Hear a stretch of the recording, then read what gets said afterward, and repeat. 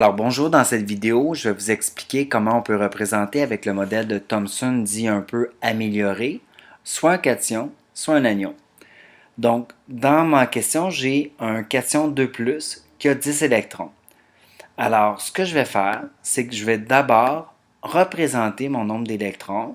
Puisque les électrons sont négatifs, je vais marquer 10 charges moins dans mon atome. Donc, je fais mon calcul des charges, je vais faire 10 fois la charge 1-. Pourquoi on précise le 1? Bien, on verra qu'éventuellement, on va avoir la possibilité de mettre des charges négatives de 2 et de 3. Bon, ce que je veux trouver dans ma question, c'est le nombre de protons.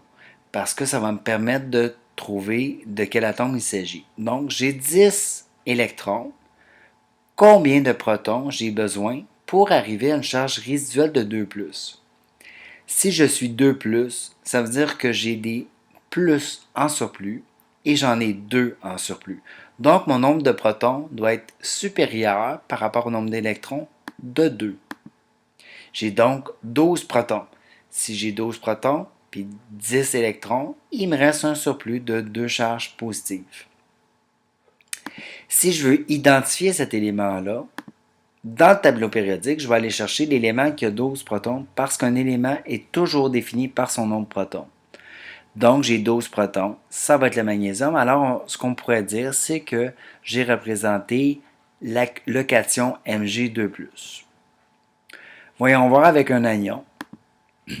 Si je dois représenter l'anion 3- qui a 10 électrons, pardon, mon nombre d'électrons est de 10-, donc j'ai 10 fois 1-. Je dois chercher le nombre de positifs que je mets, qui est les protons, pour arriver à une charge de 3-. Rappel, quand j'ai une charge de 3-, ça veut dire que j'ai un surplus de charge négative et j'ai donc 3 négatifs de plus que de positifs. Ce qui fait que je dois me retrouver avec 7 protons. Donc, je vais avoir 7 positifs, 10 négatifs. Il va me rester une charge résiduelle de 10-. Donc, je viens de rajouter mon nombre de protons, 7+, dans mon atome. Et si j'ai 7 protons, je peux aller dans le tableau périodique et je sais que ça va être l'azote N parce que son numéro atomique, c'est 7. Et je peux préciser qu'il est 3-. Alors, je viens de représenter un anion et un cation avec le modèle à Thomson amélioré.